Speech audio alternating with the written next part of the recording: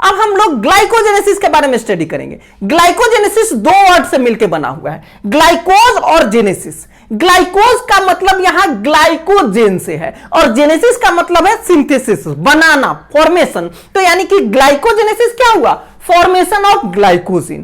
तो अगर ग्लाइकोजेनेसिस को डिफाइन करना होगा तो डिफिनीशन इसका हो जाएगा formation of glycogen from glucose is called glycogenesis. Glycogen किससे बनता है? ग्लूकोज से बनता है। उसके बाद ये ग्लाइकोजन क्या है? तो glycogen actually homopolymer of glucose है। ग्लूकोज को जोड़ते चले जाएंगे, स्ट्रेट में भी और ब्रांच में भी, दोनों तरह का एडिशन होता है, तब ये क्या बनता है? ग्लाइकोजन बनता है। तो ग्लाइकोजन क्या हो गया? Homopolymer of glucose.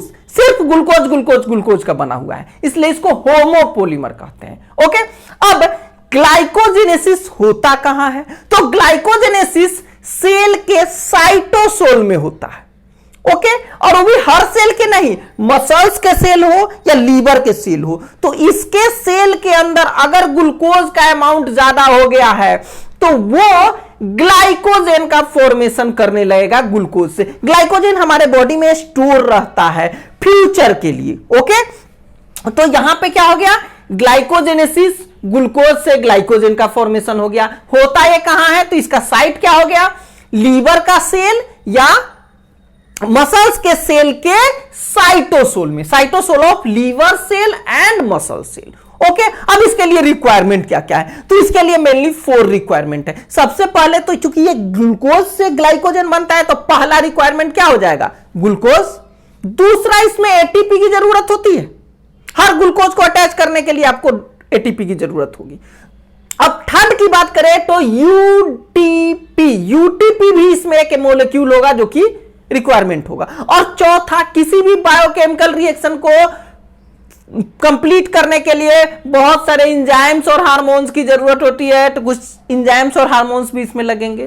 ओके, अब इस रिक्वायरमेंट के बाद हम देख रहे हैं कि ग्लाइकोजेनेसिस के स्टेप क्या है। तो ग्लाइकोजेनेसिस में 4 स्टेप हैं।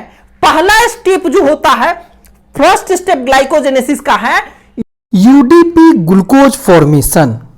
सेकेंड स्टेप है इनिशिएशन ऑफ चेन, मतलब चेन बनना शुरू होना। हमने बनाया ना ग्लूकोज का चेन होता है, ग्लूकोज ग्लूकोज ग्लूकोज अटैच होकर ग्लाइकोजन बना रहा है, तो ग्लूकोज का चेन बनना शुरू होगा, initiation of chain. Third step आएगा एलोंगेशन ऑफ चेन, माने चेन का लंबा होना। और फोर्थ स्टेप में क्या आएगा? ब्रांचिंग ऑफ चेन, और इस तरह से कॉम्प्लिकेट चेन बन गया और तब बनेगा ग्लाइकोजन। तो ये 4 स्टेप है।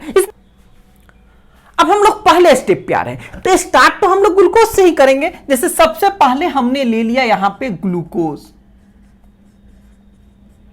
इस ग्लूकोज को एक एटीपी प्रोवाइड करेंगे, एटीपी, और एटीपी इसको एक फास्फोरस अपना दे देगा और बन जाएगा एडीपी।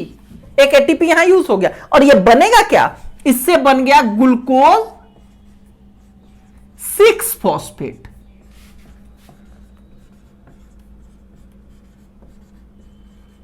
ओके, ये ग्लूकोज 6 फॉस्फेट बना। अब इस ग्लूकोज 6 फॉस्फेट को बनाने के लिए जो एंजाइम लगेगा उसको कहेंगे ग्लूकोकाइनेज। यहां पे कौन सा एंजाइम लगा? ग्लूकोकाइनेज। ग्लूकोज 6 फॉस्फेट फिर से ग्लूकोज 1 फॉस्फेट में कन्वर्ट हो जाएगा। ये किस में कन्वर्ट हो गया? Glucose 1 phosphate. ये आइसोमेरिज्म है, ये 6 से 1 पोजीशन पे आ गया क्या? फॉस्फेट। तो ये आइसोमेरिज्म हो रहा है, इसमें एंजाइम लगेगा म्यूटेज। बस म्यूटेज एंजाइम के थ्रू ये क्या हो गया? 6 पर से 1 कार्बन पर आ गया फॉस्फेट मोलेक्यूल। अब ये 1 कार्बन पर जब फॉस्फेट मोलेक्यूल आ जाएगा तो यहां पे एक मोलेक्यूल होगा यूज यूटीपी। यूटीपी मोलेक्यूल आएगा और अपना एक फॉस्फेट दे देगा और बन जाएगा यूडीपी। अब ये यूडीपी मॉलिक्यूल इस ग्लूकोज के साथ कंबाइन हो जाएगा। ग्लूकोज के लिए हमने जी लिख दिया, तो ये क्या बन गया? UDP glucose. UDP glucose formation step 1 हमारा यहां कंप्लीट हो जाता है। इसमें क्या हुआ, 1 फॉस्फेट मोलेक्यूल इसका और इसका एक फॉस्फेट मोलेक्यूल बाहर निकल जाएगा। किस फॉर्म में, पीपीआई, 2 इनऑर्गेनिक फॉस्फेट है, एक ग्लूकोज 1 फॉस्फेट का फॉस्फेट, एक ही ट्राइफॉस्फेट का फॉस्फेट, दोनों फॉस्फेट यहां आ गया। अब बन गया यूडीपी, ये डाइफॉस्फेट के लिए आ गया यूडीपीजी। अब यहां फर्स्ट स्टेप कंप्लीट। अब सेकेंड स्टेप आया, स्टेप 2। स्टेप 2 क्या था, इनिशिएशन ऑफ चेन। अब चेन इनिशिएशन यहां शुरू होगा। इसके लिए चाहिए हमको एक चाहिए हमको प्रोटीन, ग्लाइकोजेनिन। यहां पे प्रोटीन की जरूरत है, जो है क्या, ग्लाइकोजेनिन।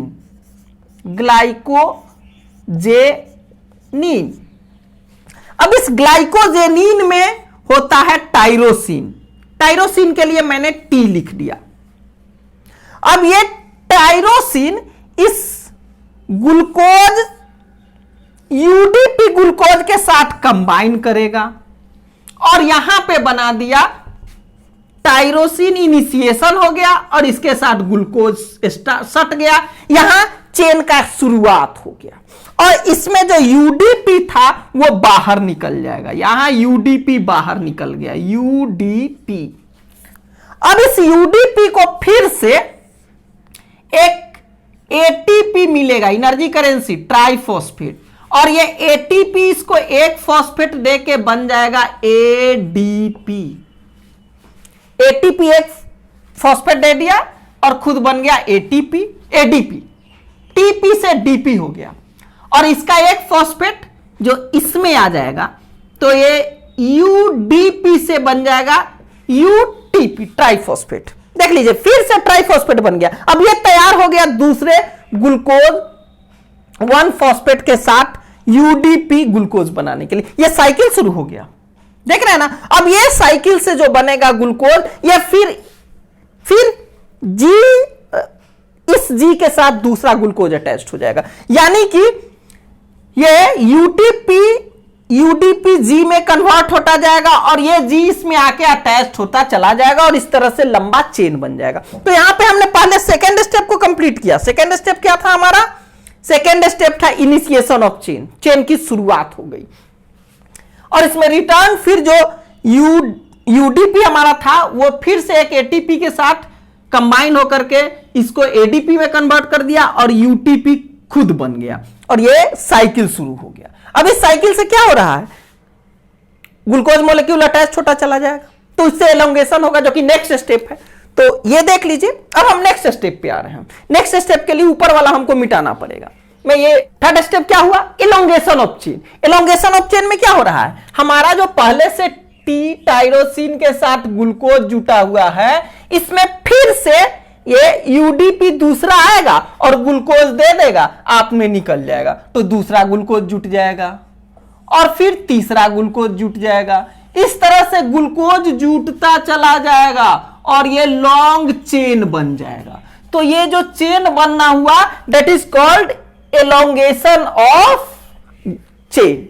एलोंगेशन माने लंबा होना। अब ये होता कैसे है, तो एक ग्लूकोज का फर्स्ट कार्बन, ये फर्स्ट कार्बन दूसरे ग्लूकोज के फोर्थ कार्बन के साथ ग्लाइकोसिडिक बॉन्ड बनाता है। ओके, तो यहां पे क्या हो गया, एलोंगेशन ऑफ चेन कैसे हुआ, formation of glycosidic bond between first carbon of glucose molecule with fourth carbon of another glucose molecule. देखिए इसका फर्स्ट, इसका फोर्थ, फिर इसका फर्स्ट, इसका फोर्थ, फिर इसका फर्स्ट, इसका फोर्थ, इस तरह से ये चेन बनता चला गया और लॉन्ग चेन बन जाएगा, जिसको क्या कहेंगे, एलोंगेशन ऑफ चेन। इस प्रोसेस को कहेंगे। लेकिन अभी तक ये स्ट्रेट ही बना हुआ है, सिर्फ स्ट्रेट से काम नहीं चलेगा, अब इसमें ब्रांचिंग भी होगा।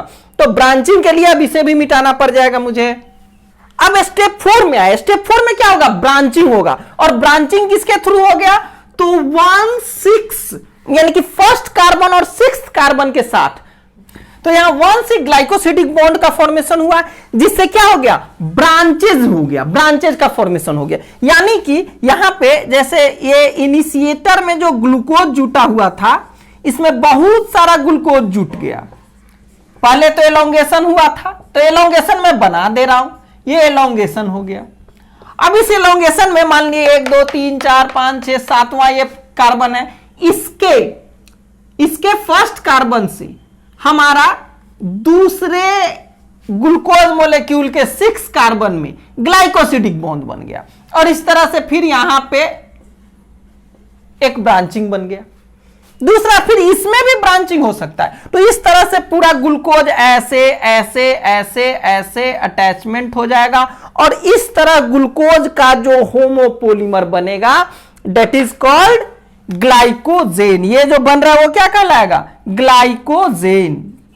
10 branched homopolymer of glucose, that is glycogen, is formed during glycogenesis.